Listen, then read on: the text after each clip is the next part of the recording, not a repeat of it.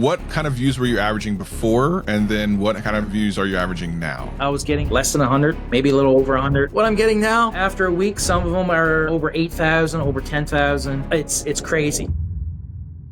Have you ever looked at your analytics and thought everything was going backwards? You're losing views and subscribers and don't know what to do? Well, today, Jen and I are going to tell you about a story of a creator who figured it out and went from dead to fully alive here on The Boost by vidIQ.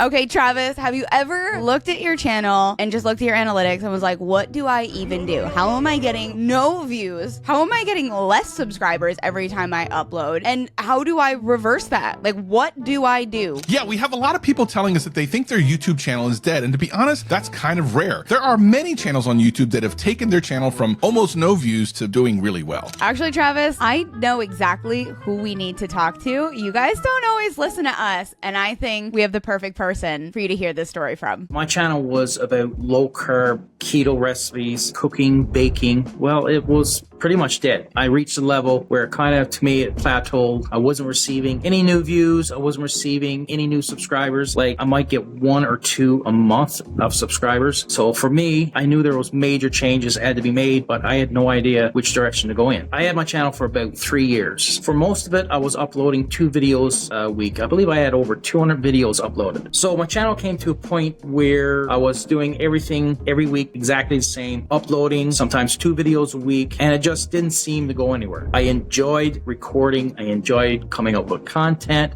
something that I loved doing. And I had a beautiful studio, beautiful background. It just felt so dead. You know, we're always watching videos on L2, and they always tell you, keep it short, sweet, and to the point. But for everyone, that's different. I couldn't show my personality. I couldn't show who I was. So the only reason people would click on my videos if they were specifically looking for that recipe, which in search, you're invisible. I mean, when low carb and keto, what recipes are you exactly looking for? So I knew I had to make major changes, and I didn't know where to make those changes. So I started making changes on my own, and I felt like I was going backwards, that I was doing worse. So I knew at that point, I need somebody to tell me what I'm doing wrong and to guide me through the process. And as soon as I heard about vidIQ coaching, I signed up right away. So Jen, this is one of your creators that you coach here in vidIQ. There's a link in the description below if you're interested to find out more. But tell me a little bit about what you thought when you first saw him come up on your screen. When I first met Jim and I started watching through his content, I feel like he was like a lot of other creators, honestly. He had great equipment, he had great quality. It almost seemed like there was kind of nothing wrong. And it was just like, why am I not getting more views? Why am I not getting more subscribers? There was definitely a lack of direction, a lack of strategy behind the content he was making, and very obvious title, thumbnail, I don't want to say errors, but areas for improvement. And I think the most important conversation that Jim and I ever had was really just kind of one that was like off the books. And I was like, well, what do you want to film? What do you want to do? What do you want to make? Because if it's not this, what does that look like in a perfect world? Anything you want to do, what would it be? And this is how we kind of just unpacked the next steps to make changes. His personality was there though. The professionalism was there. The camera equipment, the audio, everything that you need for a good video was there. It just didn't necessarily have that spark behind it. Like that reason why you want to keep watching that second video. It's not to be an insult because Jim had great information out there. Like he had really helpful information for the recipes that he was making. It was a great setup, but having the difference of being able to talk to Jim and get to know Jim, I knew that there was a side that was not there on the channel. We didn't want to start a fresh channel because it didn't really make sense to start an actual brand new channel. Jim had a good amount of data at that time, already monetized. That's a hard thing to give up. It made sense to just, let's do the pivot. You never know if it's going to take the same amount of time as starting a new channel. So either one is truly a gamble, but we had the channel. We're going to go for it. And I remember just saying, that's exactly what we have to do. We have to go for it. You have to go out and you have to film your first vlog. And I remember when Jim filmed his first vlog and came back and he had his vlog ready to go over. And one, it was super, super impressive. Anybody can't just pick up the camera and vlog, especially going from a studio setup to just start and have your first vlog was really, really special moment. And we had set those expectations that as we go through this process, it's not gonna be pretty from the start. We have to figure out thumbnails. We have to figure out what in the space is working. We have to figure out what your new content buckets are gonna be. Well, it's lifestyle. We can't just go here, there, fishing, one hunting video, and then never kind of revisit those again. So we had to make sure that we were gonna set ourselves up to have repetitive content of some kind. And then of course we wanted to keep the food elements in there, but we wanted to do food in a way that felt traditional and something that the people could really celebrate. Let's hear what he has to say about that particular time in his YouTube journey. It can be a bit overpowering sometimes when you have another professional telling you that, you're going to be a great success one day. One of the biggest questions that Jen asked me was, what content did I want to create? Even though I was doing low carb and keto, you would think, okay, that's what he wants to do. Why would you ask the question? But when she asked that question, it's like,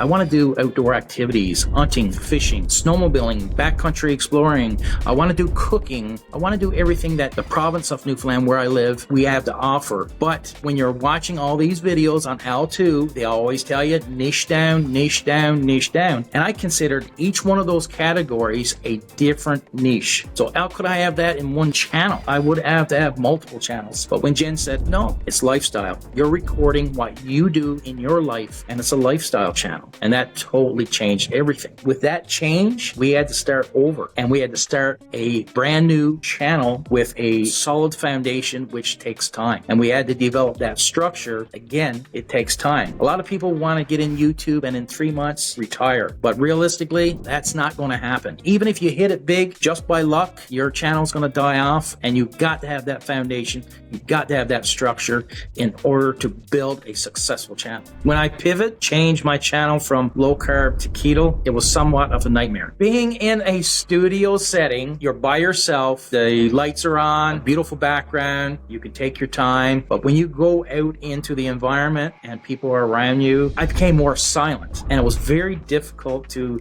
kind of come out of that shell. Even when I did, it felt like I was right back to where I started 3 years ago doing my first video. It just didn't feel natural. That first video was very similar to my very first video 3 years ago, where we needed to record something in order to build on it. And that's what we did with that first video. Just record it, and then we'll work on it. And that's exactly what we did. When it comes to thumbnails and titles, that was a nightmare for me. When you're dealing with food, you just take a picture of the food. So simple, so easy. But a thumbnail, sometimes I was way out to lunch, and my titles, you can almost write a book on it. It just took so long to get there. But Jen would have me do exercises, have me think outside the box. One thing she wouldn't do is tell me what the title should be. And that was so frustrating. There was one video I know I was the full week working on just the title. The video was ready to go. It was edited. The thumbnail was done, but that title took me a full week to work on. But